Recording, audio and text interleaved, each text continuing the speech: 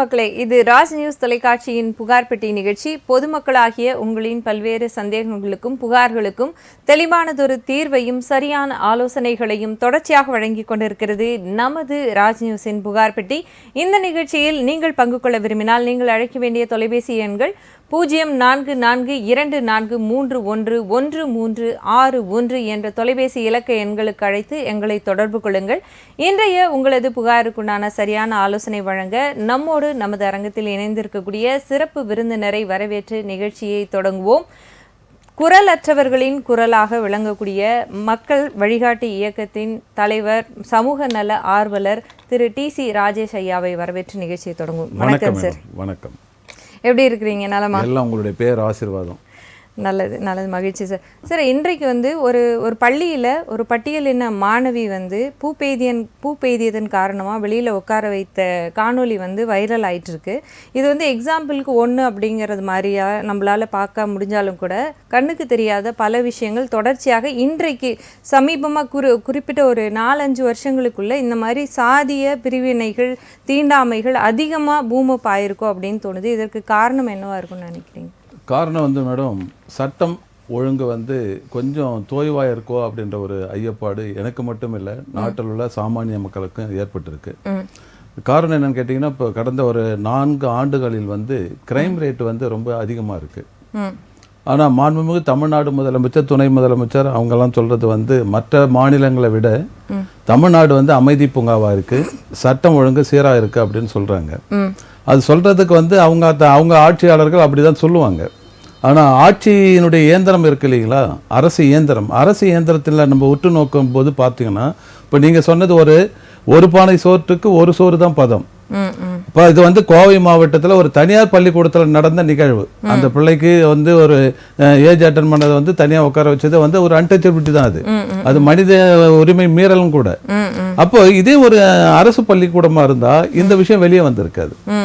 அப்போ அரசு பள்ளிக்கூடமா இருந்தா வெளியே வராத அளவுக்கு மூடி மறைக்கக்கூடிய ஒரு நிகழ்வு தனியார் பள்ளிக்கூடன்றதுனால அது பூம் ஆயிடுச்சு. ஆனா இதே போலதான் ஆணவ படுகொலைகள் அதிகமா நடந்துட்டு இருக்கு, அன்டச்சபிலிட்டி நடந்திருக்கு. நம்ம புகார்பெட்டியில கூட செவ்வாய்க்கிழமை புகார்பெட்டியில மதுரை மாவட்டத்தை சேர்ந்த ஒரு அம்மா புகார் பதிவு பண்ணியிருந்தாங்க. அதுல அவங்க இதுதான் சொல்றாங்க. லட்சுமின்னு சொல்லிட்டு அவங்க ஒரு சலவை தொழிலாளி. அவங்க கணவர் பேர் ரத்தினம், எடையப்பட்டி திடீர் நகர், தொட்டப்ப நாயக்கனூர் அஞ்சல், உசிலம்பட்டி தாலுக்கா, மதுரை மாவட்டம்.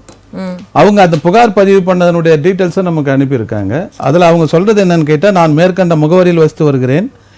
நான் குடியிருந்து வர ஒரு 60 ஆண்டுகளாக பொது பாதையாக 10 அடி அகலத்தில் இருக்கக்கூடியது. அது வருவாய் ஆவணங்கள்ல பொது பாதை தெருவுன்னு இருக்கு. அதுக்கு சான்று வட்டார வளர்ச்சி அலுவலர் BDO அண்டு அந்த உசிலம்பட்டி வட்டாட்சியர் மற்றும் அங்க இருக்கக்கூடிய கிராம நிர்வாக அலுவலர் எல்லாமே ரெக்கார்டு ப்ரூவ் பண்ணிருக்காங்க. ப்ரூவ் பண்ணி அப்போ இந்த இருக்கக்கூடிய ஐயக்கோன் மகன் பால்ராஜ் ஒருத்தர், பால்ராஜ் சித்தப்பா தவசிக்கோன், பெருமாள் கோன் மகன் பாண்டியராஜன், இந்த 3 பேர் மட்டும் இந்த லட்சுமி அண்ட் அவங்க ஃபேமிலி மெம்பர்ஸ் அந்த தெருவில் நடமாடக்கூடாது, போகக்கூடாது, வரக்கூடாது, குழந்தைங்க பிள்ளைங்க கூட வரக்கூடாது. இந்த லட்சுமி அம்மாவுடைய ஒரே ஒரு ஆண் வாரிசு, அவர் ராணுவத்தில் பணியாற்றி கொண்டிருக்கிறார். நாட்டுக்காக உயிர் தியாகம் செய்யற நிலையில அவர் போராடிட்டு இருக்காரு. அவருடைய குடும்பத்திற்கு பொது பாதையில் நடக்கக்கூடாதுன்ற நிலைமை இன்னைக்கு இருக்கு 2025. அப்போ அவங்க கடந்த 21 இருந்து போராட்டிட்டு இருக்காங்க அந்த லட்சுமி அம்மா. அதுக்கான ஆவணங்கள் எல்லாமே இங்க இருக்கு, அடுக்கடுக்கா இருக்கு. வட்டாட்சியர் கொடுத்தது, காவல்துறைக்கு கொடுத்தது, முதலமைச்சரை கொடுத்தது, இது எல்லாமே இருக்கு. அப்போ இதை எடுக்க சொல்லி அங்க இருக்க 3 பேருமே என்ன பண்ணிருக்காங்க, ஒருத்தர் தெருவிலேயே பாத்ரூம் கட்டியிருக்காரு, மற்ற 3 பேர் தெருவிலே ஒரு 5 அடிக்கு வாசல் படி வச்சிருக்காங்க. அப்போ அவங்களுடைய தேவைக்காக இவங்க ஒரு தாழ்த்தப்பட்ட இனத்தை சேர்ந்தவங்கன்றதுக்காக இங்க நடமாடக்கூடாது என்ற நிலைமை இன்னைக்கு இருக்குதுன்றதுக்கு அந்த பிள்ளை வயசுக்கு வந்த பிள்ளை தனியா உட்கார வச்ச தலித் கேளுக்கு மட்டும் இல்ல, இன்னைக்கும் இன்னைக்கு இருக்கு. நாமக்கல் மாவட்டத்துல போனீங்கன்னா இன்னைக்கும் ஜாதிய சுவர்கள் இருக்கு. 16 அடி அகலத்துக்கு, 20 அடி உயரத்துக்கு, 50 அடி நீட்டுக்கு வச்சிருக்காங்க. அப்ப இதெல்லாம் எதை காட்டுறது? நம்ம இன்னமும் பின்னோக்கி தான் போயிட்டு இருக்கோம். நம்ம மத்திய அரசாங்கம், ஒன்றிய அரசு சொல்றோம். நம்ம அவங்க இன்னமும் மனு நீதி சட்டத்தை கொண்டு வராங்க, புரட்சியாளர் அம்பேத்கருடைய சட்டத்தை மீனடிக்கிறாங்கன்னு சொல்லக்கூடிய நம்ம தமிழ்நாட்டுல தான் இந்த விஷயங்களும் நடக்குது. அப்ப இது எல்லாமே எதை காட்டுறதுன்னு சொன்னா, அரசாங்கத்துக்கு வெளிப்படைத்தன்மை இல்லை. அது இரும்பு கரம் கொண்டு முடக்குவது, ஒடுக்குவது என்ன பேச்சளவில் தான் இருக்கு. செயல்படுத்தவில்லை, எக்ஸிக்யூட் பண்ணவில்லை. அப்படி இருந்தா ரவுடித்தனம் இன்னைக்கு வந்து அரங்கேறி இருக்காது இல்லைங்களா? நிச்சயமா. கடந்த 2 நாட்களுக்கு முன்னாடி கூட ஒரு சலவை தொழிலாளி பெண் வந்து மறுபடியும் என்ன கால் பண்ணி நம்முடைய புகார் பெட்டி நிகழ்ச்சியில தான் சொல்லியிருந்தாங்க, அந்த தெரு முழுக்க யாதவர் குலம் இருக்கையில இவங்களுடைய ஒரு வீடு மட்டும் இருக்கு. அதே கேஸ் தான், அதே இன்னும் அது தொடர்கதையா இருக்கு. இன்னைக்கு வீடியோ கூட எடுத்து அனுப்பிச்சிருந்தாங்க அவங்க. அந்த வீடியோவை நான் பார்த்தேன். வீடியோல பாக்குறப்ப வந்து அந்த குறிப்பிட்ட சமுதாயத்து மக்கள் இந்த பேர் வாஸ்தம் பாருங்க, இந்த 3 குடும்பங்கள் தான் அவங்களை வந்து இது பண்றாங்க. அதுக்கு வந்து பாண்டியராஜன் ஒருத்தர் வந்து வழிகாட்டியா இருக்காரு. அவங்களுக்கு எது வேணாலும் அங்க இருக்கக்கூடிய ஆளுங்கட்சியா இருந்தாலும் சரி, எதிர்கட்சியா இருந்தாலும் சரி, அந்த கட்சி ஆளுங்களை போறது கொண்டுட்டு வர்றது. ஒரு ராணுவத்துல வேலை செய்யற ஒரு குடும்பத்தினுடைய நிலைமையே இந்த அளவுக்குன்னு சொன்னா சாமானிய மக்களுடைய நிலைமை எந்த அளவுக்கு இருக்கும் பாருங்க. நிச்சயமா. இன்றைக்கு நாடாளுமன்றத்துல இருந்து நிர்மலா சீதாராமன் சொல்றாங்க, ஒரு அவை குறிப்பில இருந்து நீக்கணும் அப்படின்னு சொல்லி, யார் வேணா எங்க வேணா கால் பதிக்கலாம், எப்படி நீங்க அப்படி சொல்லலாம்னு எதிர்கட்சி நபரை அவங்க சாடும் பொழுது, யார் வேணா எங்க வேணா நடக்கலாம், இது வந்து பொதுவான தெரு என்பது எல்லோருக்கும் பொதுவான ஒரு விஷயம், இதை வந்து கவனத்தில் கொண்டு பேச்சளவிலே இல்லாம இது வந்து ஒரு அரசியல் செய்யாம தமிழக அரசு வந்து உண்மையிலே சமூக நீதி காக்கக்கூடிய தமிழக அரசு தாயுள்ளம் கொண்டு இதை வந்து விரைந்து இதற்குண்டான நடவடிக்கை எடுக்கணும். ஏன்னா முதலமைச்சரின் தனிப்பிரிவு வரைக்கும் அவங்க கொடுத்து தோத்து போன ஒரு நபராகத்தான் இன்றைக்கு நமது புகார் பெட்டியை நாடி இருக்கிறாங்க. நிச்சயம் அதற்குண்டான தீர்வு வந்து விரைவில் எட்டப்படணும் அப்படிங்கிறதா நம்முடைய கோரிக்கையாகவும் இருக்கிறது தமிழக அரசு கிட்ட. சார், இன்றைக்கு வந்து தனியார் வங்கிகளில் பார்த்தீங்க அப்படின்னா அதாவது குறைந்தபட்ச அமௌண்ட் அப்படிங்கிற ஒரு விஷயம் ரீட்டைன் பண்ணாமல் போகிறதுனால வாடிக்கையாளர்கள் மறந்து கூட போயிடுறாங்க ஒரு சில நேரங்கள். அதுக்கு அக்கௌண்ட்ல பெனால்ட்டி அப்படிங்கிற ஒரு விஷயம் வந்து தொடர்ச்சியாக ப்ரைவேட் பேங்க்ஸில் வந்து நடந்துக்கிட்டே இருக்குது. இதில் ஆர்பிஐ கைட்லைன்ஸ் என்ன சொல்லுது? இப்படி வசூலிக்கப்படுவது உண்மையில் நியாயமான ஒரு விஷயமா? இப்போ ஆர்பிஐ கைட்லைன்ஸை பொறுத்த வரைக்கும் மேடம், இப்போ என்னன்னு கேட்டிங்கன்னா, ரிசர்வ் பேங்க்கும் வந்து மத்திய அரசு கண்ட்ரோலில் இருக்கு. அதே போல் சுப்ரீம் கோர்ட் இந்தியாவும் வந்து மத்திய அரசு கண்ட்ரோலில் தான் இருக்கு. அவங்க தான் கொலிஜியம்ல எல்லாமே இவங்க ரெஃபர் பண்றவங்க தான் இருக்காங்க. அதே போல இந்திய தேர்தல் ஆணையத்தில் அவங்க ரெஃபர் பண்ற ஆள் தான் இருக்காங்க. அப்போ இப்போ ஒட்டுமொத்தமாக கடந்த 10 ஆண்டுகள்ல நீங்க சொல்றது எல்லாமே கைடன்ஸ் எல்லாமே மாறி இருக்கு. சட்டத்தையே திருத்தத்துக்கு முன் வரக்கூடிய நம்ம ஒன்றிய அரசு இதையெல்லாம் திருத்தறது வந்து சர்வசாதாரணம் தான். கேஒய்சின்னு சொல்றாங்க, நோ யுவர் கஸ்டமர். பற்றி விரிவா நம்ம விவாதிப்போம் சார். நிகழ்ச்சியின் முதல் அழைப்பாளர். வணக்கம், புகார் பெட்டி யாருங்கிறது அழைக்கிறீங்க? ஹலோ, வணக்கம். உங்க பேர் எந்த மாவட்டத்துல இருந்து அழைச்சிருக்கீங்க? என்னோட பேர் கார்த்திக் மேடம், நான் வேலூர்ல இருந்து பேசுறோம். சொல்லுங்க சார், உங்க புகார் என்ன? மேடம், நாங்க பட்டா அப்ளை பண்ணிருந்தோம் வாலாஜார்ல. அது பட்டா அப்ளை பண்ணது நாங்க, டாக்குமெண்ட் எல்லாமே எங்க பேர்ல இருக்கு. ஆனா எந்த வெரிஃபிகேஷனோ இல்ல இன்டிமேஷனோ எங்களுக்கு நடக்கல, ஃபீல்ட் வெரிஃபிகேஷன் நடக்கல. பட்டா அந்த லேண்ட் 10 வருஷத்துக்கு முன்னாடி யாரு வித்தாங்களோ அவங்க பேருக்கே பட்டாவை கொடுத்து வச்சிருக்காங்க. இது சம்பந்தமா ஆர்டிஐல வந்து தகவல் கேட்டோம். இந்த மாதிரி மாறி இருக்கு, இது எப்படி இதுக்கான நடவடிக்கை எடுக்கணும்னு சொல்லிட்டு வேலூர் கலெக்டர் ஆபீஸ்ல பிஐஓக்கு அனுப்பிச்சோம். அவர் ராணிப்பேட்டைக்கு அனுப்பிச்சாரு. அந்த ராணிப்பேட்டை பிஓ ஆபீஸ் வந்து சம்பந்தப்பட்ட தாலுக்கு அனுப்பிச்சு கேட்டதுக்கு, இந்த ஆர்டிஐ சட்டத்தின் கீழ் எங்களால தகவலை மட்டும்தான் கொடுக்க முடியும், சரி செய்யும் நடவடிக்கை எடுக்க முடியாதுன்னு சொல்லி அந்த பெட்டிஷனை, அதாவது அந்த ஆர்டிஐ க்ளோஸ் பண்ணிட்டாங்க. ஆனா எவிடன்ஸோட அனுப்பிச்சோம். டாக்குமெண்ட் எங்க பேர்ல இருக்கு, ஈசி எங்க பேர்ல இருக்கு, பட்டா அப்ளை பண்ணதுனாங்க. ஆனா நீங்க வந்து 10 வருஷத்துக்கு முன்னாடி யார் லேண்ட வித்தாங்களோ அவங்க பேருக்கு பட்டா மாத்தி வச்சிருக்கீங்க. இந்த இன்டிமேஷன் எங்களுக்கு மெசேஜும் வரல, எங்களுக்கு தெரியவும் தெரியாது. நாங்க எதாச்சும் போய் செக் பண்ணும் போதுதான் இதை நாங்க கண்டுபிடிச்சோம்னு சொன்னா இந்த மாதிரி பதில் கொடுத்து க்ளோஸ் பண்ணிட்டாங்க. சரின்னு மண்டே பெட்டிஷன் போட்டோம் கலெக்டருக்கு டைரக்டா போஸ்ட்ல ரிட்டர்ன்ல அக்னாலஜ்மெண்டோட போட்டோம். அந்த பெட்டிஷன் போட்டு 1.5 month மேல ஆகுது. எந்த நடவடிக்கையும் எடுக்கலாம், அதுவும் அப்படியே ஹோல்ட் பண்ணி வச்சிருக்காங்க. இப்போ ஆர்டிஐல கேட்டோம், திரும்ப ஆன்லைன்ல போட்டு ஏன் மண்டே பெட்டிஷன் ஆக்ஷன் எடுக்கல அப்படின்னு கேட்டதுக்கு, இந்த 1 மாசம் முடியும் போது கடைசி 2வது நாள்ல நான் வந்து இந்த ஆர்டிஐ பிஐஓக்கு ஃபார்வர்ட் பண்ணிருக்கேன் அப்படின்னு சொல்லிட்டு ஒரே ஒரு அப்டேட் மட்டும் அந்த ஆன்லைன் ஆர்டிஐல அப்டேட் பண்ணிருக்காங்க. சிஎம் செல்லுக்கு போட்டோம், சிஎம் செல்ல பெட்டிஷனும் அப்படியே நிக்குது. இப்ப பேசினாக்கா அவங்க வெறும் என்ன ஸ்டேட்டஸ்ல இருக்குன்னு சொல்லிட்டு போனை கட் பண்ணிடுறாங்க. இவ்வளவும் நிக்குது. 5 மாசம் ஆகுது பட்டாக்கு அப்ளை பண்ணி, இன்னமும் ஒரே ஒரு ரெஸ்பான்ஸும் பண்ண மாட்டாங்க, எதுவுமே பண்ண மாட்டாங்க அவங்க. விளங்கி கொள்ள முடியுது. அப்படியே இணைப்பில இருங்க. இதற்குண்டான தீர்வு என்ன, கூடுதலா என்ன செய்யலாம் ராஜேஷ் சார்? அவர் கார்த்திகா?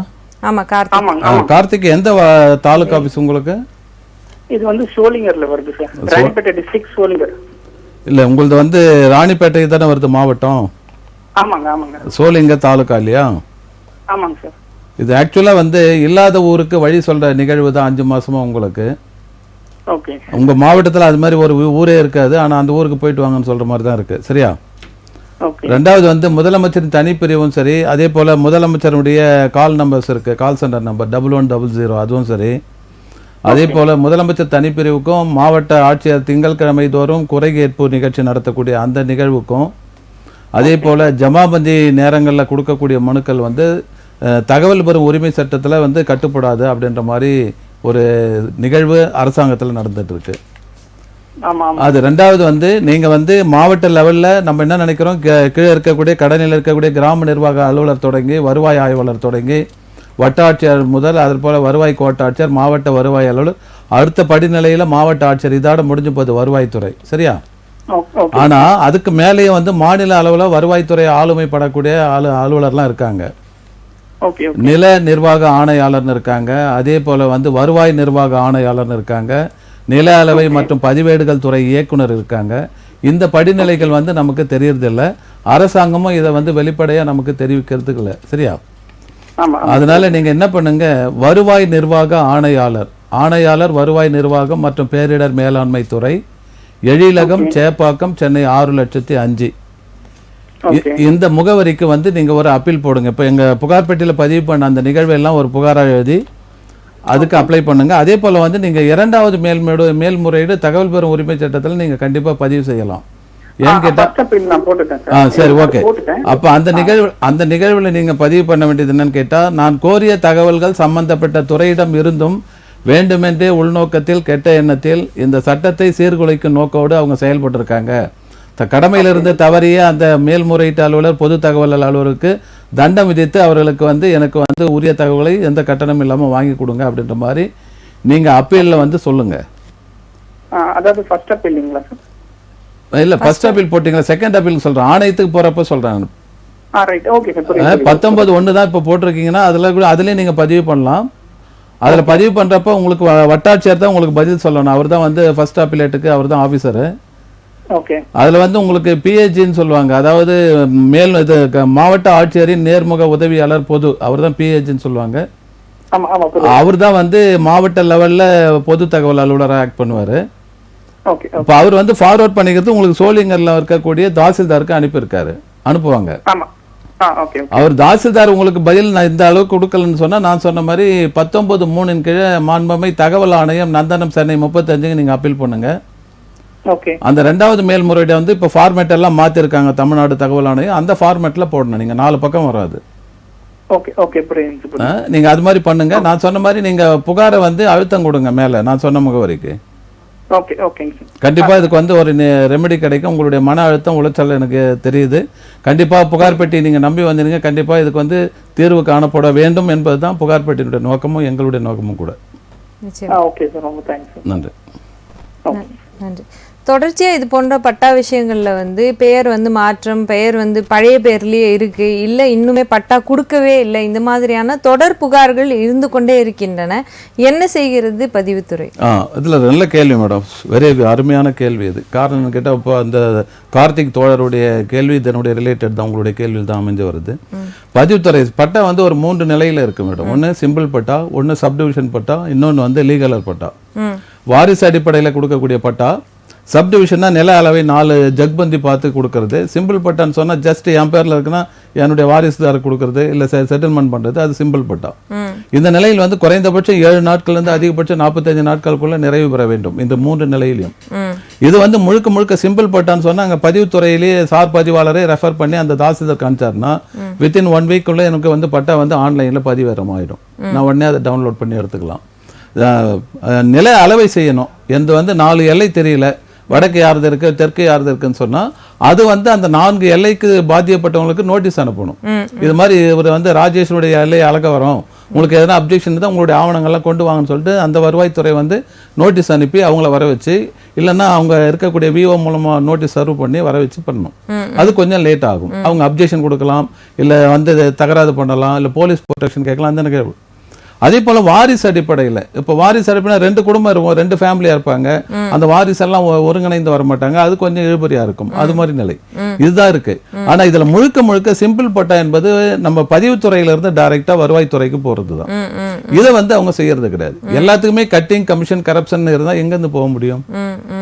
அதுவும் இல்லாத என்ன பண்ணுவாங்க, அப்படி கொடுக்கலன்னு சொன்னா ஏதாவது ஒரு எழுத்தை வந்து உங்களுக்கு தப்பா பதிவு பண்ணி கொடுத்துருவாங்க, ஸ்பெல்லிங் மிஸ்டேக், அது கேட்டா டைப்டு மிஸ்டேக்னு அவங்க ஈஸியா சொல்லிட்டு போயிடுவாங்க. ஆனா அந்த ஒரு எழுத்துக்காக நம்ம வந்து தெரிய வேண்டியதா இருக்கும் வருஷக்கணக்குல. இந்த ஒரு நிலையம் இருக்கு. அப்ப அரசு அலுவலர்கள் மக்களுக்காக சேவை செய்கின்றோம், நம்ம செய்யக்கூடிய சேவை வந்து இறைப்பணி என்பதை அவர்கள் தெரிந்து கொள்ள வேண்டும், அதை உணர வேண்டும். அது இல்லாத ஏதோ இன்னைக்கு வந்தது கள்ளக்கட்டளை. வருவாய்த்துறையும் பதிவுத்துறையும் வந்து ஒருங்கிணைந்த செயல்பாடு அப்படிங்கிற ஒரு விஷயத்தையுமே பார்க்க முடிய மாட்டேங்குது. இவங்களை கேட்டா அவங்கள கேட்டா இவங்களன்ற மாதிரி பந்தாடக்கூடிய நிலையில மக்கள் தள்ளப்படுகிறாங்க. அதுக்கு வந்து அரசு வந்து ஒரு பாலிசி மேட்டர், கொள்கை முடிவு எடுத்து 2 துறையை மர்ஜ் பண்ணி இந்த நிலையில இவங்க இந்த நடந்து கொள்ள வேண்டும் என்று கைடன்ஸ் கொடுக்கணும். அது அரசாங்கத்தினுடைய வேலை. ஏன்னு கேட்டா இது அது அந்த டிபார்ட்மெண்ட்டுங்க, இது இந்த டிபார்ட்மெண்ட் சொல்லிட்டு தப்பிச்சு கூடாது. அப்படி நிலைதான் இருக்கு. அப்ப திருவாளர் பொதுஜனங்கள் தானே பாதிக்கப்படுறாங்க, அலங்கரிக்கப்படுறாங்க. இதை வந்து மாண்புமிகு தமிழ்நாடு முதலமைச்சர் தாயுள்ளத்தோடு வருவாய்த்துறையும் பதிவுத்துறையும் வந்து மர்ஜி பண்ணி போறதுக்கு இந்த பட்டா மாறுதல்கள், பட்டா பெயர் சம்பந்தப்பட்டது, அதுல இருக்கக்கூடிய பிரச்சனைகளை எடுக்கணும். நம்ம புகார் பெட்டிக்கு ஒரு 20 கால் வருதுன்னா அதுல 15 கால் வந்து நிலம் சார்ந்து தானே வருது. நிச்சயமா. அப்ப இவ்வளவு பிரச்சனைகள் இருக்கிறப்ப இந்த அரசாங்கத்துக்கு கெட்ட பேர் தானே இது. உறுதியா சொல்லலாம். இது வந்து அரசாங்கம் வந்து உடனடி நடவடிக்கை எடுக்கணும் அப்படிங்கிற விஷயத்தை தான் தொடர்ச்சியா புகார் பெட்டி வந்து வலியுறுத்தி சொல்லிட்டு வருது. இது குறித்து தொடர்ந்து பேசுவோம். நிகழ்ச்சியின் அடுத்த அழைப்பாளர். வணக்கம், புகார் பெட்டி, யார் எங்கிருந்து அழைக்கிறீங்க? ஹலோ வணக்கம், உங்க பேர் எந்த மாவட்டத்துல இருந்து அழைச்சிருக்கீங்க? என் பேர் ஜெயமணிராஜ். எந்த ஊருங்கய்யா? கன்னியாகுமரி மாவட்டம். சொல்லுங்கய்யா, உங்க புகார் என்ன? சார், நான் ஒரு வழிபா விஷயம், ஒரு போஸ்ட் விஷயமா போஸ்ட் ஆட்டியிருந்தேன். அந்த போஸ்ட்ல வந்து மின்சாரம் எங்க அப்பா வாங்கிய பூமியில நீண்ட காலம் குடியிருக்காரு. நான் வாங்க முன்னாடி குடியிருக்காரு. நான் அதே நேரத்தில் அந்த மின்சாரத்துக்காக நான் என் வீட்டுக்காரர் இருந்தேன், பக்கத்து வீடு காட்டு இருந்தேன். அவங்க தடை பண்ணாங்க. நான் போலீஸ் போயிட்டு தான் பிடிச்சு கொடுத்தேன். கொஞ்சம் நிதானமா பேசுங்க, ரொம்ப வேகமா பேசுறீங்க, சரியா சிக்னல் கிடைக்க மாட்டேங்குது, கொஞ்சம் பொறுமையா நிதானமா பேசுங்க. அதாவது மின் கம்பம் நட்டு இருக்கீங்க, மின் கம்பத்துல வந்து மின் இணைப்பு எடுத்து இருக்கீங்க, அதன் பிறகு என்ன நிகழ்வு? சார், அந்த மின் கம்பத்து வந்து அந்த குடியிருந்தாங்க எங்க வீட்டுல பூமியில மின்சாரம் கொடுத்தேன். அப்ப நானும் மின்சாரம் எடுத்தேன். சரி, இருக்கும்போது அவங்க தடுத்தாங்க, அந்த பக்கத்துக்கு தடுத்தாங்க. நான் போலீஸ் பெற்று கொடுத்தேன். சரி, போலீஸ்காரங்க நீண்ட பிரமாணத்தை பாத்துக்கிட்டு அந்த ஆப்போசிட் பார்ட்டிட்ட நீங்க எவ்வளவு பூமி உண்டோ அதை அளந்து எடுத்து போலீஸுக்கு சமர்ப்பித்து பூமியில இறங்கணும். இல்ல, அதாவது காவல்துறை வந்து உங்களுக்கு பாதுகாப்பு கொடுக்கலாம், நில அளவை செய்வதற்கு, சட்ட ஒழுங்கு பிரச்சனை வரக்கூடாது, அடிதடி வரக்கூடாதுன்றது. ஆனா காவல்துறை வந்து நிலத்தை அளந்து கொடுக்கிற அதிகாரம் இல்லை அவங்க. அளந்து கொடுக்கல சார். சரி, இப்ப உங்களுடைய வேண்டுதல் என்ன? அவங்க அந்த பூமியில வந்து நாங்க எங்க பூமியில வந்து அவங்க அளக்காமலே ஒரு சின்ன பையன், ஒரு சின்ன ரவுடி பையன் வச்சு அந்த இடத்த பில்டிங் கட்டாங்க. சரி, நீங்க வந்து அங்க நம்ம நாகர்கோவில் நீங்க கலெக்டர் ஆபீஸ் போனீங்கன்னா அங்க வந்து ஏடி சர்வேன்னு ஒரு அதிகாரி இருப்பார் ஐயா. அதாவது வந்து உதவி இயக்குனர் நில அளவை, உதவி இயக்குனர் நில அளவைத்துறை, உதவி இயக்குனர் நில அளவை மற்றும் பதிவேடுகள் துறை, மாவட்ட ஆட்சியர்கள் நாகர்கோயில்.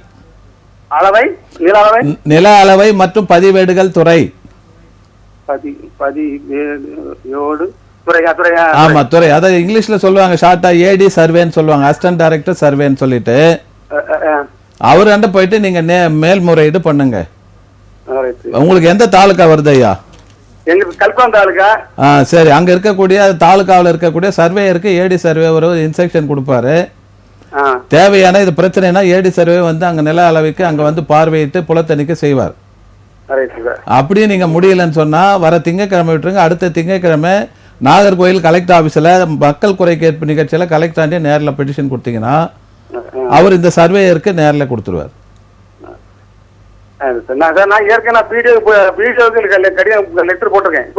லெட்டர் போடுறது வேற, இல்ல லெட்டர் கடிதங்கள் போடுறது வேற, நேர்ல முறையீடு செய்யறது வேற.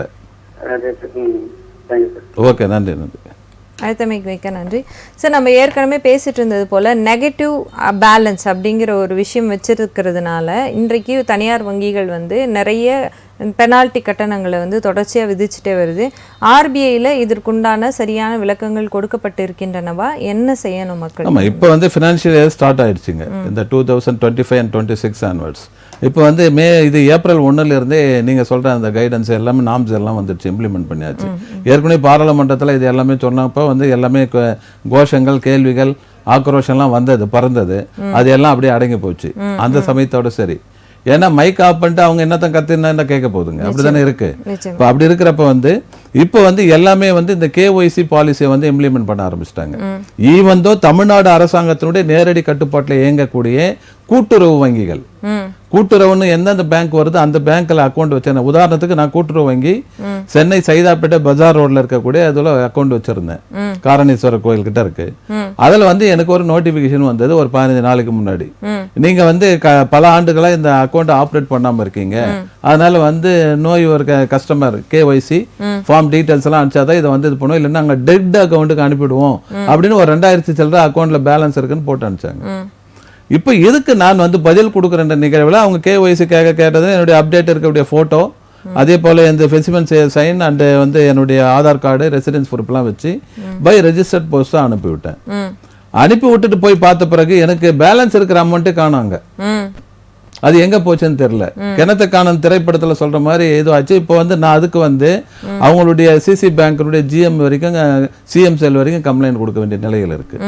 அப்போ தமிழ்நாடு அரசாங்கத்தினுடைய நேரடி கட்டுப்பாட்டில் இருக்கக்கூடிய இந்த வங்கியிலும் இந்த நிலைனா தேசியமயமாக்கப்பட்ட வங்கிகளுடைய நிலை எப்படி, அதே போல தனியார் வங்கிகளுடைய நிலை எப்படி, இப்படி எல்லாம் பாக்குறப்ப இது தவிர மைக்ரோ ஃபைனான்ஸ், இந்த மைக்ரோ ஃபைனான்ஸ் லட்சக்கணக்கில் புற்றீசல் போல இருக்கு, அவங்க கொள்ளையே கொள்ளை. இப்போ இதுக்கு மைக்ரோ ஃபைனான்ஸ் பத்தி விரிவா பேசுவோம் சார். நிகழ்ச்சியின் ஒரு அழைப்பாளர். வணக்கம், புகார் பெட்டி, யார் எங்கிருந்து அழைக்கிறீங்க? என் பேர் சத்யபாமாங்க, திருப்பூர் மாவட்டத்துல இருந்து கூப்பிடுறேங்க. சொல்லுங்கம்மா, உங்க புகார் என்ன? நாங்க வந்து ஒரு பைக் வந்து ஷோரூம்ல கொடுத்து ஸ்கூட்டர் எக்ஸ்சேஞ்ச்ல எடுத்தோங்க. சரிங்க. அப்படி எடுக்கிறப்ப வந்து அந்த எடுத்து 3 வருஷம் ஆச்சுங்க. அந்த பைக்கை வந்து இப்ப வந்து எங்கேயோ ஆக்சிடென்ட் பண்ணி ஒட்டன்சித்திரத்துல வந்து எங்களுக்கு கேஸ்ல கோர்ட்ல இருந்து ஒரு நோட்டீஸ் வந்துருந்துச்சுங்க. ஆனா நாங்க பைக் விட்டு 3 வருஷம் ஆயிடுச்சுங்க. பைக் வித்ததுக்கு அப்புறம் நீங்க பெயர் மாற்றம் செய்தீங்களா? இல்லைங்க, நாங்க வந்து ஷோரூம்லயே விட்டு எக்ஸ்சேஞ்ச் போட்டு எடுத்தனால நாங்க அதுக்கப்புறம் ஃபாலோ பண்ணலீங்க. ஷோரூம்ல விட்டு எக்ஸ்சேஞ்சுக்கு போட்டு நீங்க புது பைக் எடுத்திருக்கீங்க. ஆனா பழைய பைக்குடைய நேம் வந்து இன்னும் மாறாம இருந்திருக்கும், அதனால இவங்களுக்கு மேபி அதுக்குண்டான விஷயங்கள் இல்லம்மா. நீங்க அந்த எக்ஸ்சேஞ்ச் போட்டீங்களா, அப்பயே என்ன பண்ணிருக்கணும், நீங்க வந்து அந்த ரெக்கார்ட்ஸ் எல்லாம் கையெழுத்து போட்டு கொடுத்தீங்களா? ஆர்சி பெயர் மாற்றம் இல்லம்மா, ஆர்சி புக்கு பெயர் மாற்றம்னு சொல்லிட்டு ஒரு ஃபார்ம் கையெழுத்து வாங்கியிருப்பாங்க, ஃபார்ம் 36ன்னு சொல்லிட்டு. இல்லைங்க, இங்க அந்த வித்ததுக்கான அத்தாட்சி அதெல்லாம் இருக்குதுங்க. ஆனா வந்து அந்த மாதிரி எதுவும் எங்ககிட்ட வாங்கலீங்க. இல்ல, அது மாதிரி இருந்துச்சுன்னா தான் அவங்க அந்த ஷோரூம் கார் வேற யாருக்குன்னா செகண்ட் ஹேண்ட்ல விற்கிறப்ப வந்து அந்த ஆர்சி புக்கை நேம் டிரான்ஸ்ஃபர் பண்ணி கொடுக்கணும், அதான் முறை. அப்படி இல்லாம உங்களுக்கு டைரக்டா கொடுத்தது தப்பு. அதனால நீங்க வந்து அந்த நீங்க எதுக்கு பயப்பட தேவையில்லைமா, அந்த எம்சிஓபின்னு சொல்லுவாங்க, ஒட்டஞ்சத்திரம் எந்த கோர்ட்ல இருந்து வந்திருக்கு? எங்களுக்கு வந்து ஒட்டஞ்சத்திர சப்கோர்ட்ல இருந்து இது வந்துருக்குதுங்க, நோட்டீஸ் வந்துருந்துச்சு. ஒரு ஹியரிங் போய் அட்டெண்ட் பண்ணிட்டு வந்துட்டோங்க. அதுக்கு நீங்க போய் அட்டெண்ட் பண்ணீங்களா?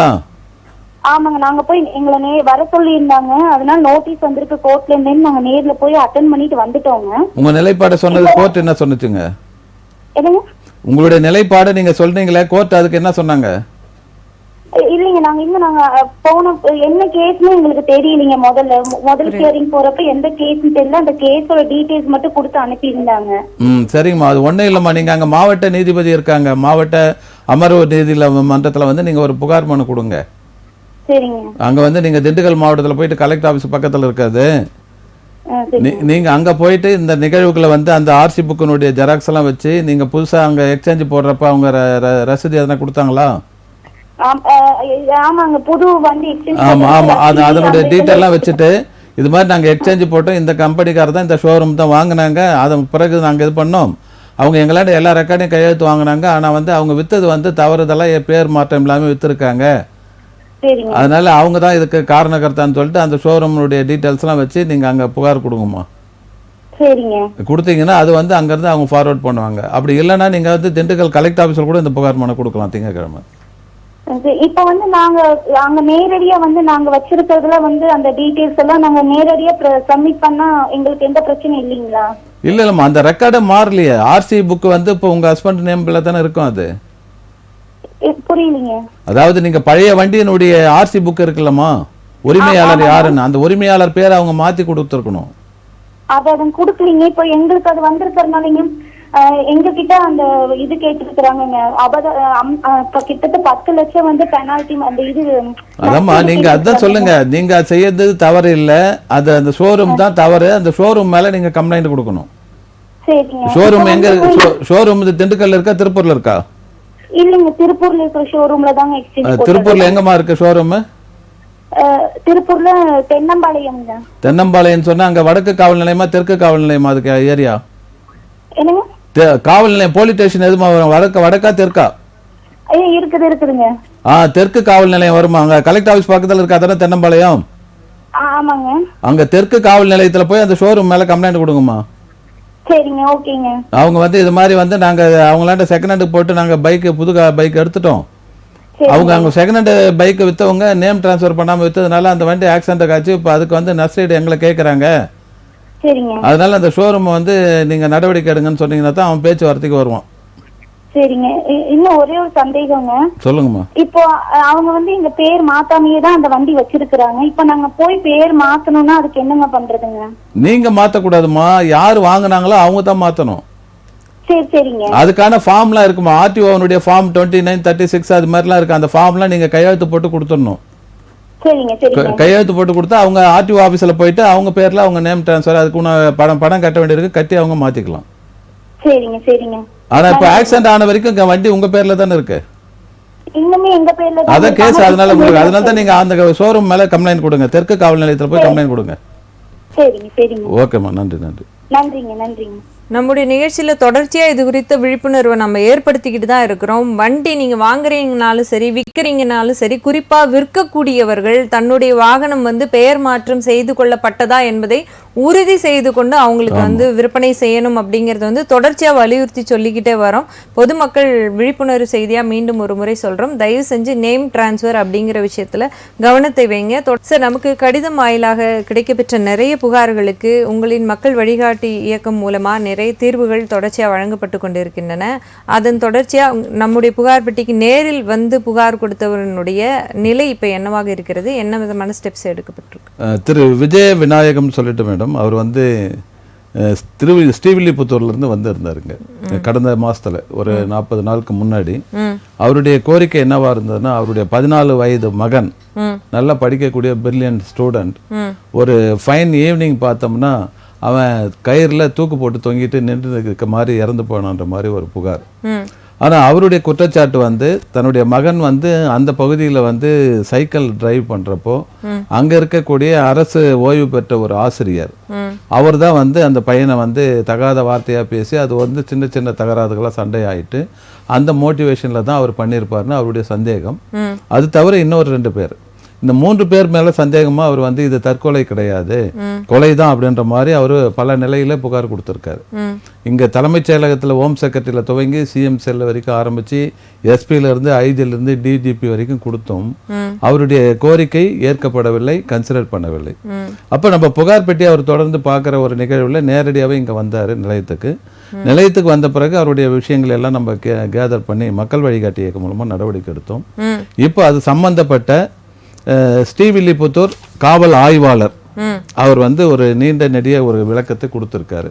அதுல அவர் என்ன சொல்றாருன்னா, மனுதாரர் விஜய விநாயகம் சார்பாக மக்கள் வழிகாட்டி இயக்கத்தின் பிரசிடென்ட் டி.சி. ராஜேஷ் என்பவர் மனுதாரரின் மகன் சிவபிரசாத் வயது 12 என்பவர் கடந்த 22/1/22 ஆண்டில் வீட்டில் வைத்து தூக்கு போட்டு இறந்து விட்டதாகவும் அதனால் திருவில்லிபுத்தூர் நகர் காவல் நிலையத்தில் வழக்கு பதிவு செய்யப்பட்டு மேற்படி வழக்கின் விசாரணை அறிக்கையில் தனக்கு திருப்தி இல்லை என்றும் தனது மகன் இறப்பில் மர்மம் இருப்பதாக உயர்நீதிமன்றம் மதுரை கிளையில் மனுதாரர் மேற்படி வழக்கை மறு விசாரணை செய்யுமாறும் உத்தரவு பெற்றுள்ளதால் வழக்கை மறு விசாரணைக்கு எடுத்து உண்மையான எதிரியை கைது செய்ய நடவடிக்கை எடுக்க வேண்டி மனுதாரர் கொடுத்த புகார், அவர் சார்பில் நம்ம கொடுத்த புகாரினுடைய அடிப்படையில் இம்மனு சார்பாக மனுதாரர் ஏற்கனவே அனுப்பிய சாராம்சம் கொண்ட புகார் மனுவானது பெறப்பட்டு உத்தரவு 25/1/2025 தேதியில் நேரில் அழைத்து விசாரணை மேற்கொள்ளப்பட்டு மனு முடிக்கப்பட்டுள்ளது.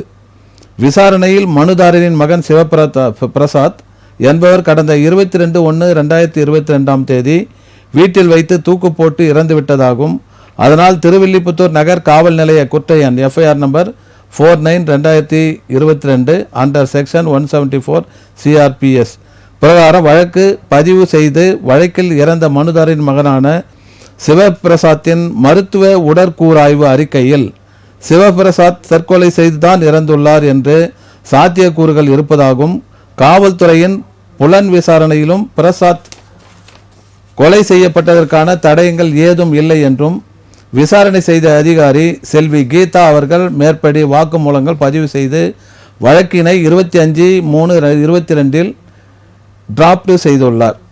மேலும் இதை மனுதாரர் ஏற்க மறுப்பதாலும் நீதிமன்றம் உத்தரவு இருப்பதாலும் மேற்படி வழக்கினை திருவில்லிபுத்தூர் நகர் காவல் நிலைய ஆய்வாளர் திரு சங்கர் கண்ணன் அவர்கள் 28/8/2023 தேதி மறு விசாரணைக்கு எடுத்துக்கொண்ட விவரம் மனுதாரருக்கு தெரிவிக்கப்பட்டு, மனுதாரரின் மகன் செல்போனை ஆய்வு செய்ததில் மனுதாரரின் மகனான இறந்த சிவபிரசாத் தற்கொலை செய்வது குறித்தான விஷயங்களை சிவபிரசாத் கூகுளில் தேடி பார்த்ததாக விசாரணையில் தெரிய வந்ததால் அவர் பயன்படுத்திய செல்போன் எண்ணை சென்னை வட்டார தடய அறிவியல் ஆய்வகத்திற்கு CF 235/22 பிரகாரம் ஒப்படைக்கப்பட்டு அதன் அறிக்கை பெற நிலுவையில் இருந்ததால் அதை பெற வேண்டி நிலைய முதல்நிலை காவலர் 3660 திரு விஜயராஜ் என்பவரை RSF FL சென்னைக்கு அனுப்பி அறிக்கை பெற முயற்சித்ததில் அறிக்கை இன்னும் தயாராகவில்லை என்று தெரிய வந்துள்ளது. எனவே தற்போது மேற்படி வழக்கில் உடற்கூறாய்வு செய்த மருத்துவரை விசாரித்தும் இறந்த சிவபிரசாத் பயன்படுத்திய செல்போனில் ஆய்வறிக்கை கிடைக்க பெற்ற பின்பு வழக்கின் மறு விசாரணை இறுதியாக்க தாக்கல் செய்யப்படும் என்று மனுதாரருக்கு தெரியும். அவங்க என்ன சொல்றாங்கன்னா, போஸ்ட்மார்ட்டம் பண்றப்போ அதனுடைய இது வந்து டீட்டெயில் இன்னும் வரல நமக்கு அப்படின்னு சொல்றாங்க. பையன் வந்து அடிக்கடி செல்போனை வந்து பாக்குறது, அதுல வந்து சூசைடு சம்பந்தமான நிகழ்வுகளை அதிகமா பாக்குறாரு, அதனாலதான் அவர் அப்படி ஆயிருப்பாரு அப்படின்ற மாதிரி சொல்றாங்க. இது வந்து முழுமையான பதிலா அந்த பெற்றோருக்கு ஏற்புடையதா இல்ல. இப்ப அவங்க சொன்ன மாதிரி அந்த உடற்கூறாய்வினுடைய ரிப்போர்ட் வந்த பிறகு அந்த செல்போனுடைய அனுப்பியிருக்காங்க இல்லைங்களா, அதையெல்லாம் ஆராய்ந்த பிறகு வரக்கூடியதை வச்சுதான் மேல் நடவடிக்கை எடுக்கப்படும் சொல்றாங்க. அப்போ இந்த தந்தை வந்து விஜய விநாயகம் 3 ஆண்டுகளா போராடிட்டு வர்றாரு. ஆனா இந்த 3 ஆண்டுகளா போராடியும் புகார் பெட்டிக்கு, ராஜ் தொலைக்காட்சி புகார் பெட்டிக்கு வந்த பிறகுதான் இந்த பதில் கிடைக்குது. நிச்சயமா. அப்போ இதுக்கு வந்து சிவபிரகாசத்துக்கு விஜய விநாயகத்துக்கு வந்து அவருடைய மகன் சிவபிரசாத் இறந்ததுக்கான டீட்டெயில் வாங்குறதுக்கு 3 வருஷம் போராடி அதுக்கு வழிகாட்டியாக நம்ம புகார் பெட்டி இருந்திருக்கு. அப்போ இந்த நிகழ்வு தான் இன்னைக்கு தமிழ்நாடு அரசாங்கத்துல இருக்கு. எல்லாத்துக்கும் ஒரு அழுத்தம் இருக்க வேண்டும். பொதுப்படியா நான் வந்து அரசாங்கத்தை குற்றம் சொல்றதா நினைக்காதீங்க, நிறைய எந்த அரசாங்கம் வந்தாலும் இது போன்ற அலைக்கழிப்புகள் தொடர்ச்சியா அரசு அலுவலகங்கள்ல இருக்கக்கூடிய நிகழ்வை நம்மளால பார்க்க முடியுது.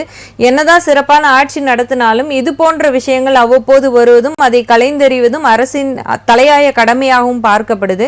அதை மறுப்பதற்கில்லை. ஆனால் நீங்க தவறா எடுத்துப்பன்னு நினைச்சுக்க வேண்டாம். இது வந்து உங்கள் மூலமா இதற்குண்டான தீர்வு கிடைச்சதுக்கு உண்மையிலேயே புகார் பெட்டி வாயிலாகவும் ராஜ் தொலைக்காட்சி வாயிலாகவும் மக்கள் வழிகாட்டி இயக்கத்திற்கு மனமார்ந்த நன்றி. இந்த வாய்ப்பை எனக்கு கொடுத்த புகார் பெட்டிக்கு ராஜ் தொலைக்காட்சி நிறுவனத்தை இந்த நேரத்தில் நன்றி சொல்ல கடமை. நிச்சயமா.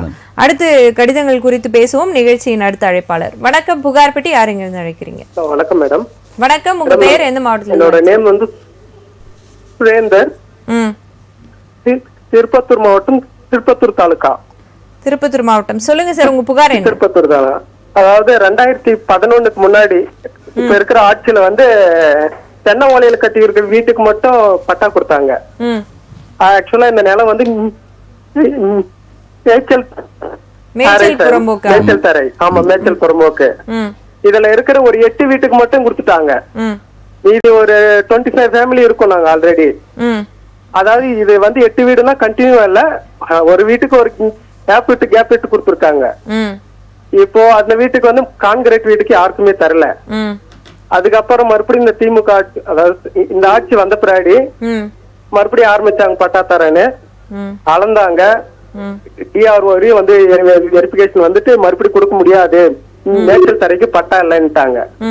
இப்போ மேய்ச்சல் தரை மூலம் வாங்கின பட்டா வந்து அவங்க ஆக்கிரமிப்புல அந்த இடத்துல பட்டா வீடு கட்டல. அவங்களோட ஆல்டர்னேட் இடத்துல வீடு கட்டிட்டாங்க. இப்ப அந்த இடமும் கொடுத்த பட்டாலும் எம்டியா தான் இருக்குது.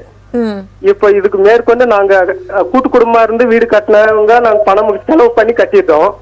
இப்ப அந்த ஸ்கீம்ல கட்டினவங்க என்னமோ பட்டால இருக்கிற மாதிரி நாங்க புறம்போக்குல இருக்கிற மாதிரி ரொம்ப இது பண்ணிருக்காங்க. இதுக்கு தீர்வு காண முடியுமா? நிச்சயமா அப்படியே இணைப்புல இருங்க ராஜேஷ் சார். தோழர் உங்களுடைய இது எந்த தாலுக்கா? அது திருப்பத்தூர் தாலுக்கா சார். திருப்பத்தூர் தாலுக்கா. உங்க கிராமத்து பேரு? பாச்சல். திருவண்ணாமலையான் வட்டணும். பாச்சல். பாச்சலா? ஆமாங்க சார். நாமக்கல்ல கூட ஒரு பாச்சல் கிராமம் இருக்கா? இது இருக்கிறதுல பாச்சல் பஞ்சாயத்துல பெரிய பஞ்சாயத்து சார் எங்களுக்கு. அப்படியா? சரி சரி சரி. இது ஒண்ணும் இல்ல தோழர், அதாவது ஏற்கனவே கொடுத்த பட்டா வாங்கி எவ்வளவு நாள் ஆச்சு கொடுத்த 8 குடும்பத்துக்கு? அதாவது 2011க்கு முன்னாடி. அந்த பட்டாவை நீங்க ரத்து பண்ண சொல்லி கூட கொடுக்கலாம். ஏற்கனவே அரசாங்கம் வந்து அதாவது மேயக்கால் புறம்போக்க வந்து நில வகைப்பாடு லேண்ட் கிளாசிபிகேஷன் முறையில வந்து நத்தம் புறம்போக்கா கொடுத்துருக்காங்க. அது அரசு வந்து கொள்கை முடிவு. இப்ப கூட மாண்புமிகு தமிழ்நாடு முதலமைச்சர் என்ன பண்ணிருக்காருன்னா, நீண்ட நெடிய காலமா ஒரு 10 வருஷத்துக்கு மேல குடியிருக்கிறவங்க அந்த எந்த நிலை வகைப்பாடா இருந்தாலும் அதை வந்து மாத்தி கொடுக்கலாம் அப்படின்ற மாதிரி இப்போ ஒரு ஜீவோ போட்டிருக்காங்க. அதாவது நீர்நிலை தவிர்த்து, நீர்நிலை புறம்போக்கு தவிர்த்து, நீர்நிலைகள் தவிர்த்து, ஆறு ஏரி குளம் குட்டை ஓடை இது எல்லாம் தவிர்த்து மேயக்கால் புறம்போக்கு, கல்லாங்குத்து புறம்போக்கு, பாட்டை புறம்போக்கு இது மாதிரியான வகைகள்ல வீடு கட்டி இருந்தாங்கன்னா 10 வருஷத்துக்கு மேல இருந்தாங்கன்னா அவங்களுக்கு லேண்ட் கிளாசிபிகேஷன் நில வகைப்பாடு மாத்தி நத்தம் புறம்போக்கை கன்வெர்ட் பண்ணி கொடுக்கலாம்னு சொல்லியிருக்காங்க. ஐயா ஒரு 3 மாசத்துக்கு முன்னாடி வந்தாங்க விஓஓ ரெவென்யூ ஆபீஸ்ல இருந்து டிஆர்ஓ வெரிஃபிகேஷன் அளந்து செக் பண்ணிட்டு போயிட்டாங்க. சரி, பட்டா கொடுக்கலாம்னு சொல்லிட்டு போயிட்டாங்க. இப்ப மறுபடியும் கேட்டா ரிஜெக்ட் பண்ணிட்டாங்க எல்லாரும் சொல்லிடுறாங்க. இல்ல இல்ல, நீங்க என்ன பண்ண அந்த 25 குடும்பம் இருக்காங்கன்னு சொன்னீங்கல்ல, ஆமாய்யா, அந்த 25 குடும்பத்தினுடைய ரேஷன் கார்டு, ஆதார் கார்டு, ஓட்டு கார்டு இது எல்லாம் வச்சு, அதே போல அந்த வீட்டு வரி ரசீது இருந்தா வீட்டு வரி ரசீது, கேஸ் தண்ணி வரியிலிருந்து வீட்டு வரி அத்தனை ஆவணங்களையும் தனித்தனியா எடுத்து 25 பேரும் தனித்தனியா ஒரு மனு போட்டு அந்த மனுனுடைய நகலோட இணைச்சு திங்கக்கிழமை கொடுங்க. சரிங்க, கொடுத்துட்டு அதனுடைய காப்பி இருந்தா புகார் பெட்டிக்கு ஒன்னு அனுப்பி வைங்க. சரிங்க, அனுப்பி விட்டுறேன். கண்டிப்பா முயற்சி பண்ணலாம். முயற்சியுடைய முயற்சி அடையார் முயற்சி பண்ணி பாருங்க. கண்டிப்பா கண்டிப்பா. உனக்கு நன்றி. நன்றி சார். அடுத்ததாக நமக்கு கடிதம் வாயிலாக கிடைக்கும் தீர்வு இது வந்து மேடம் நமக்கு அனுப்பி இருக்கிறது வந்து நாமக்கல் மாவட்டத்தில் சேர்ந்த உதவி செயற்பொறியாளர் நீர்வள ஆதாரத்துறை சரபங்கா வடிநிலக்கோட்டம் அவர் வந்து கொடுத்திருக்காரு மேடம். அதுல என்னன்னு கேட்டீங்கன்னா, இதுல பாச்சல் என்ற கிராமம், அதாவது வந்து நாமக்கல் மாவட்டம் மற்றும் வட்டம் பாச்சல் கிராமம், பாச்சல் ஏரியில் உள்ள சீமை கருவேல மரங்களை அகற்றணும் அப்படின்னு ஒரு கோரிக்கை, அது ஒன்று. அதே போல் அங்கே இருக்கக்கூடிய 200 பேருக்கு மேலே டோட்டலாக வருவாய்த்துறையே தாசில்தாரு, நாமக்கல் தாசில்தாரு 200 குடும்பங்களுக்கு பட்டா கொடுத்துருக்காரு. ஒரு ஏறக்குறைய ஒரு 60 ஏக்கர் நிலப்பரப்புள்ள ஒரு ஏரி. அந்த ஏரியில் அரசாங்கம் தான் சொல்லுது இது வந்து நீர்நிலை தவிர்க்கணும்னு சொல்லிட்டு இப்போ கூட. ஆனால் இதில் வந்து 200 பேருக்கு வந்து பட்டா எப்படி கொடுத்தாங்க அப்படின்ற ஒரு நிலை. இதை எதிர்த்து வந்து ஒரு சமூக ஆர்வலர் ஒரு சகோதரி வந்து போராடிட்டு இருக்காங்க. அப்ப அவங்களுடைய 2 கோரிக்கை வந்து நம்ம புகார் பெட்டிக்கு எழுத்து மூலமா அனுப்பியிருந்தாங்க. தொலைபேசியில் தொடர்பு கொள்ள முடியல அப்படின்னு. அப்ப அதை நம்ம கையில எடுத்து நடவடிக்கை எடுத்தது 2 இதுவும் எடுத்தோம். கருவேல மரங்களை அகற்றணும், அதனால வந்து அங்க விவசாய நிலங்கள் பாதிக்கப்படுது, நீர்நிலைகள் பாதிக்கப்படுது, தண்ணீருடைய இது வந்து ஆழமா போயிட்டு இருக்கு அப்படின்றதுனால இன்னொன்னு வந்து அந்த ஆக்கிரமிப்பு அகற்றணும்னு சொல்லிட்டு அதுக்கு அவங்க என்ன சொல்றாங்க, நாமக்கல் மாவட்டம் மற்றும் வட்டம் பாச்சல் கிராமம் பாச்சல் ஏரியில் உள்ள சீமை கருவேல மரங்களை அகற்ற ஏதுவாக விலை மதிப்பீடு செய்து தர வேண்டி மாவட்ட வன அலுவலர் நாமக்கல் அவர்களிடம் கோரப்பட்டது. அதன்படி மாவட்ட வன அலுவலர் நாமக்கல் வனக்கோட்டம் நாமக்கல் அவர்களின் 13/9/24 அறிக்கை மேற்கொண்ட பாச்சல் ஏரியில் உள்ள சீமை கருவேல மரங்களை அகற்ற விலை மதிப்பீடு நிர்ணயம் செய்து அறிக்கை பெறப்பட்டுள்ளது. அதனைத் தொடர்ந்து உதவி பொறியாளர் நீர்வள ஆதாரத்துறை பாசன பிரிவு நாமக்கல் அவர்களால் பொது ஏல அறிவிப்பு வெளியிடப்பட்டு 5/3/25 அன்று பொது ஏலம் நடத்தப்பட்டது. மேற்படி பொது ஏலத்திற்கு பார்வை 2இல் காணும் செயற்பொறியாளர் நீர்வள ஆதாரத்துறை சரபங்கா வடிநில கோட்டம் சேலம் அவர்களின் கடிதம் வாயிலாக ஒப்புதல் பெறப்பட்டு பார்வை 3இல் காணும் அலுவலக கடிதத்தின் வாயிலாக ஏலதாரருக்கு நிபந்தனைகளின்படி பாச்சல் ஏரியில் உள்ள சீமை கருவேல மரங்களை 3 மாதத்திற்குள் அகற்ற அனுமதி வழங்கப்பட்டுள்ளது அப்படின்னு சொல்லியிருக்கார். அப்போ அவங்களும் இது ஒரு 5 வருஷமா போராடிட்டு இருக்காங்க, நடவடிக்கை இல்லை. இப்போ இங்க புகார் பெட்டிக்கு வந்த பிறகு இன்னைக்கு டெண்டர் கால்ஃபர் பண்ணி கான்ட்ராக்டும் விட்டாச்சு. இன்னும் 3 மாசத்துல அந்த சீமை கருவேல முறைக்கு ஒரு முற்றுப்புள்ளி வைக்கப்படும். அதே போலதான் அந்த ஆக்கிரமிப்புகளை அகற்றுவதற்கு நடவடிக்கை எடுக்கப்பட்டிருக்கு. கண்டிப்பா அதுக்கும் ஒரு நல்ல பதில் வரும் என்று எதிர்பார்ப்போம். நிச்சயமா நிச்சயமா. இதுவும் நம்முடைய புகார் பெட்டிக்கும் உங்கள் மக்கள் வழிகாட்டி இயக்கத்துக்கும் அதுக்கு கிடைத்த நான் வெற்றியாக மீண்டும் உங்க ராஜ் தொலைக்காட்சி தான் நான் நன்றி சொல்றேன். நிச்சயமா. இருந்தாலும் பொதுநல போக்கோடு செயல்படக்கூடிய நபர்கள் வந்து இன்றைக்கு சமூகத்தில் குறைந்து கொண்டே இருக்கிறார்கள். ஏனென்றால் பாத்தீங்கன்னா அவங்களுக்கு உண்டான அச்சுறுத்தல்களும் இருக்கு. குறிப்பா சொல்லணும்னா இதுல சுயலாபம் இல்லாம செயல்படக்கூடியவர்களும் குறைவாக இருக்கிறார்கள். அதையும் நம்ம கவனத்துல கொள்ள வேண்டும். அந்த வகையில ஒரு பொதுநல போக்கோட செய்து கொண்டிருக்கக்கூடிய மக்கள் வழிகாட்டி இயக்கம் தொடர்ச்சியாக செயல்பட மனமார்ந்த வாழ்த்துகிறோம். நிகழ்ச்சியின் அடுத்த அழைப்பாளர். வணக்கம், புகார் பெட்டி யாருங்க அழைக்கிறீங்க? வணக்கம். வணக்கம், உங்க பெயர் எந்த மாவட்டம்? என்னுடைய பேரு வி சங்கரன். என்னுடைய வயது 77. மயிலாடுதுறை மாவட்டம். சொல்லுங்க ஐயா, உங்க புகார் என்ன? மயிலாடுதுறை மாவட்டம், மயிலாடுதுறை நகரத்துல மேலவீதி, மயிலாடுதுறை மாயூரநாதர் மேலவீதி, மயிலாடுதுறை மாயூரநாதர் மேலவீதி. அங்க எனக்கு 61 நம்பர்ல ஒரு வீடு இருக்கு. இந்த 61 மாயூரநாதர் மேலவீதின்னு போட்டு தமிழ்ல கொடுத்துருந்தாங்க. அப்புறம் மாயூரநாதர் வெஸ்ட் ஸ்ட்ரீட்னு போட்டு கொடுத்துட்டு இருந்தாங்க. திடீர்னு 2014 இந்த மாயனார் வெஸ்ட் ஸ்ட்ரீட்டுங்கிறதுக்கு பதிலா 61 மாயனார் ஈஸ்ட் மரவலான்னு கொடுத்துட்டாங்க. டாக்ஸ்ல ப்ராப்பர்ட்டி டாக்ஸ் நோட்டீஸ்ல. ஏன்னா என்ன சரியா கவனிக்கல, இந்த வயசான காலத்துல கவனிக்கல. அப்ப நான் கவனிச்சு போய் கேட்கிற காலத்துல மாத்தி தரோம் சொல்றாங்களே தவிர இது வரைக்கும் இந்த 61 அந்த என் வீட்டினுடைய number 61 Mayiladuthurai west street, Mayuranathar west ஸ்ட்ரீட்னு போறதுக்கு பதிலா மயிலாடுதுறை மயூரநாதர் ஈஸ்ட் மரவலான்னு போட்டுதான் கொடுக்குறாங்க. எனக்கு டாக்ஸ் கட்ட முடியல. 2-3 வருஷமா டாக்ஸே கட்டாம இருக்கேன். 2 வருஷமா. புரியுதுங்க. அப்படியே இணைப்புல இருங்க. சரி ஐயா, அதாவது நீங்க வந்து எந்த ஆதாரமும் கொடுக்காம அவங்களே நகராட்சியா அது மாநகராட்சியா? நகராட்சி தான். நகராட்சி, மயிலாடுதுறை நகராட்சி அவங்களே அவங்க இஷ்டத்துக்கு போட்டுட்டு உங்க மேல பழி சொல்றாங்க இல்லையா? அவங்களே போட்டுட்டாங்க.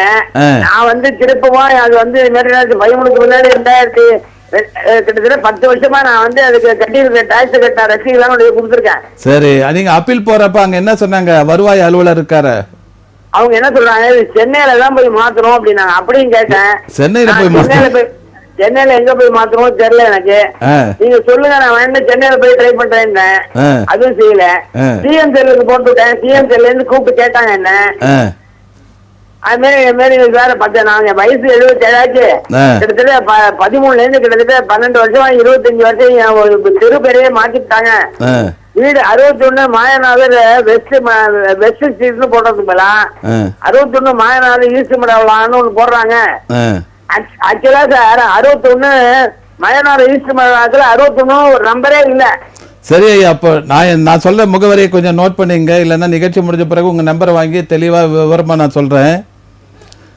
சென்னையில வந்து ராஜா அண்ணாமலைபுரத்துல நகராட்சி ஆணையாளர்னு ஒருத்தர் இருக்காரு. இதுக்கு ராஜா அண்ணாமலைபுரத்துல நகராட்சி ஆணையாளருங்களா? அது ராஜா அண்ணாமலை மன்றம் இல்லையா, ராஜா அண்ணாமலைபுரம், ஆரியபுரம் சொல்லுவாங்க. ஒரே நிமிஷம் நான் பேனா வச்சுலாம இருக்கேன். ஒரே நிமிஷம். இல்லையா, நான் நிகழ்ச்சி முடிஞ்ச பிறகு கூட உங்களுக்கு முகவரியை தரேன். நான் நிகழ்ச்சி முடிஞ்ச பிறகு உங்களுக்கு வாங்கிட்டு பேசுறேன். எப்படி எழுதணும் என்னன்றதை நான் சொல்றேன். ரொம்ப நன்றிங்க. நன்றி நன்றி நன்றி நன்றி. ரொம்ப நன்றி. கடவுள் புண்ணியத்துல நீங்க எல்லாம் பெரியவங்களா இருக்கீங்க. உங்களால இது நடக்கட்டும். அப்படிதான் பெரிய வார்த்தையெல்லாம் இல்லையா, உங்களை விட நாங்க இளையவர் தான். நீங்க தான் வந்து மூத்த குடிமகள். உங்களுக்கு முக்கியத்துவம் கொடுத்து அரசாங்கம் செய்யப்படுத்திருக்கணும். ஆனா இருந்தாலும் நீங்க மனம் வந்து பதிவு பண்றது எங்களுக்கு ரொம்ப வருத்தமா இருக்கு. கண்டிப்பா நடவடிக்கை எடுக்கலாம் ஐயா. நான் வந்து அப்ரோச் பண்ணாத நபரே கிடையாதுங்க. நிச்சயமா இதற்குண்டான துரிதமான நடவடிக்கை எடுக்கப்படும். நிகழ்ச்சியில தொடர்ச்சியா அழைப்பாளர்கள் வந்து லைன்ல காத்துட்டு இருக்காங்க. அதனால நிகழ்ச்சி முடிஞ்ச உடனே உங்களை தொடர்பு கொள்றோம். அழைத்தமைக்கு மிக்க நன்றி. இருந்தாலும் இது ஒரு ஆமா, இந்த நகராட்சி நிர்வாகத்துல வந்து மேடம் இது மாதிரி பேரூராட்சியா இருந்தாலும் அதுக்கு தனி இயக்குனர் இருக்காங்க மாநில அளவுல. அதே போல வந்து நகராட்சி, அதே போல மாநகராட்சி, இது மாதிரி பெருநகர மாநகராட்சி, சென்னை மாநகராட்சி உள்பட இதுக்கு வந்து ஆணையாளர் மற்றும் குடிநீர் வழங்கல் துறை ராஜா அண்ணாமலைபுரத்தில் இருக்காங்க. இவர் அடிஷனல் சீஃப் செக்ரட்டரி கேடர். இவங்க வந்து என்ன பண்ணணும்னு கேட்டா அங்க இருக்கக்கூடிய ஜாயிண்ட் டைரக்டர் முனிசிபல் அட்மின் ஒருத்தர் இருக்காங்க மாவட்ட லெவல்ல. அவங்க இதை பார்க்கணும். இவர் மண்டே பெட்டிஷன் கொடுத்து சிஎம் செல்ல கொடுத்தா சிஎம் செல்ல கொடுத்த பெட்டிஷன் வந்து அவங்களுக்கு தான் அனுப்பியிருப்பாங்க, கமிஷனர் வாட்டர் அண்ட் இது முனிசிபல் அட்மினுக்கு தான் அனுப்பியிருப்பாங்க. ஆனா என்னன்னு தெரியல, இவங்களுக்கு இந்த அளவுக்கு ஒரு ஏஜ் பர்சன் வந்து ஒரு மூத்த குடிமகனுக்கு முக்கியத்துவம் கொடுத்தாகணும். அப்ப கொடுக்காம இவர் வந்து அலைய விடுறது வந்து எந்த விதத்துல நியாயம்? இவர் ரெக்கார்டு வந்து எல்லாமே வச்சிருக்காரு, 13-14 வருஷமா ப்ராப்பர்ட்டி டேக்ஸ் கட்டுறது, வாட்டர் டேக்ஸ் கட்டுறது இருக்கு. அப்ப அதனுடைய பேஸ் இருக்கு. அப்ப திடீர்னு மாத்தம் என்ன இருக்கும்? இவர் அடிக்கடி ஒரு பெட்டிஷன் போடுறதுனால இவர் மேல வெறுப்பாயி இவரை வந்து இல்லாத ஊருக்கு வழிபாட்டுற மாதிரி அவங்க ஏதாவது பண்ணிருக்கலாம். இதெல்லாம் இந்த கட்டிங் கமிஷன் வாங்கக்கூடிய பிற்போக்கான எண்ணமும் சிந்தனையும் உள்ள சில அலுவலர் செய்யக்கூடிய பிற்போக்கான செயல். நியாயமா இப்ப இவர் கேஸ விட்டுருவோம். ஜெனரலா இந்த மாதிரியான பெயர் தவறுதலா குறிப்பிடுறது, அட்ரஸ் தவறுதலா குறிப்பிடுறது எல்லாத்தையும் எந்த முகவரியில போய் முறையிடணும்? அதான் இப்ப ஒவ்வொரு துறைக்கும் ஒரு இது இருக்கு இல்லைங்களா? இப்ப வந்து மாநகராட்சி, நகராட்சி, அதுக்கெல்லாம் வந்து இந்த இதுக்கு தான் அங்கே இருக்கக்கூடிய வருவாய் அலுவலர் இருப்பார், வருவாய் அலுவலர், டிஸ்ட்ரிக்ட் ரெவன்யூ ஆபீசர், டிஆர்ஓ. எப்படி வந்து வருவாய்த்துறையில டிஆர்ஓ இருக்காரோ அதே டிஆர்ஓ தான் இங்க ஆக்ட் பண்ணுவார். இப்ப மாநகராட்சியில நீங்க ரெவன்யூல வந்து உங்களுக்கு வந்து இந்த மாதிரி பேர் பிரச்சனை வந்தா ஆர்ஓன்னு ஒருத்தர் இருப்பாரு, ஜோனல் லெவல்ல, மண்டல அளவுல. அவர் வந்து ரெவன்யூ ஆபீசர். அதுக்கு மேல வந்து ரிப்பன் பில்டிங்ல ஒருத்தர் இருப்பாரு, இவர் ஏஆர்ஓ, அவர் ஆர்ஓ. ஜோன் லெவல்ல இருக்கக்கூடியவர் வந்து அசிஸ்டன்ட் ரெவன்யூ ஆபீசர், அவர் தான் அதுக்கு அதிகாரி. அதே போல வந்து ஸ்டேட் லெவல்ல பாக்குறேன்னு சொன்னா மாநகராட்சியை பொறுத்த வரைக்கும் இது தனிநிலை இதுன்றதுனால ஆர்ஓ தான் ரெவன்யூ ஆபீசர். அதே போலதான் அங்க நகராட்சியிலும் இருக்காங்க, ஏஆர்ஓ, ஆர்ஓன்னு அவங்க தான் அதை செய்யணும். அதுக்கு அடுத்தது வந்து கமிஷனர் செய்யணும், ஆணையாளர். இல்ல இடத்துல வந்து எக்ஸிக்யூட்டிவ் ஆபீசர் இருப்பாங்க, செயல் அலுவலர், அவங்க செய்யணும். இந்த நிலைக்கு போக இவர் சிஎம் செல்லுக்கு போயிட்டு சென்னையில போய் மாத்தணும் யாரும் சொல்லியிருக்காங்க பாருங்க.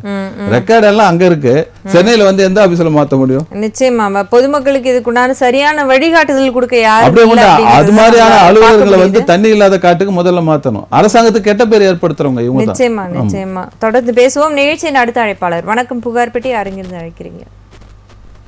ஹலோ, வணக்கம்மா. உங்க பேர் எந்த மாவட்டத்துல இருந்து அழைச்சிருக்கீங்க? என் பேர் லதா. நான் தஞ்சாவூர் மாவட்டத்துல இருந்து பேசுறேன். சொல்லுங்கம்மா, உங்க புகார் என்ன? எங்க அம்மா வந்து அவங்க அப்பா இடத்துல 40 வருஷமா குடியிருக்காங்க, நாகப்பட்டினம் மாவட்டத்துல. நாங்க நாகப்பட்டினம் கலெக்டர் ஆஃபீஸ் போய் டிசம்பர் மாசம் மனு கொடுத்தோம். சரிங்க. அவங்க மனு கொடுத்ததுக்கு உங்களுக்கு பதில் சொல்லுவோம் அப்படின்னு சொல்லிட்டாங்க. ஆனா 50 வருஷமா குடியிருக்காங்க, அது சொந்த இடம் தான். ஆனா பட்டா தர மாட்டேங்கிறாங்க. என்ன காரணம்னு கேட்டா அது உங்க அப்பா தாத்தா பேரே அது இல்ல, அந்த இடமே இல்ல அப்படிங்கிறாங்க. அது எப்படி போனதுன்னு தெரியல. அப்பா இடத்துலதான் எங்க அம்மா குடியிருக்காங்க, 40 வருஷமா குடியிருக்காங்க. சரி, அப்படியே இணைப்புல இருங்கம்மா. சரி. அம்மா லதா மேடம், உங்க அந்த தாலுகா ஆபீஸ் எதுமா வருது? அது எங்களுக்கு தாலுகா ஆபீஸ் கீழ்வேலூர், நாகப்பட்டினம் மாவட்டம். கீழ்வேலூரா? கீழ்வேலூர் தாசில்தாரை பார்த்து நீங்க கோரிக்கை புகார் கொடுத்துருக்கீங்களாம்மா? இல்ல சார், அவங்க உங்களுக்கு லெட்டர் வரும், நாங்க லெட்டர் வந்ததுதான் உங்களுக்கு உங்க இடமே இல்ல அப்படின்னு. இல்ல, உங்க தாத்தாவுடைய இடம்னு சொல்றீங்களா, அதுக்கு என்ன ஆவணம் வச்சிருக்கீங்க? தாத்தா இருந்ததுக்கா? அப்பையில இருந்து தாத்தா இருந்தாங்க, அவங்க தம்பி இருந்தாங்க, அடுத்தது எங்க அம்மா இருக்காங்க. இருக்கிறாங்கம்மா. அதற்குண்டான ஆவணங்கள் ஏதாவது இருக்குதான்னு கேக்குறாரு சார்.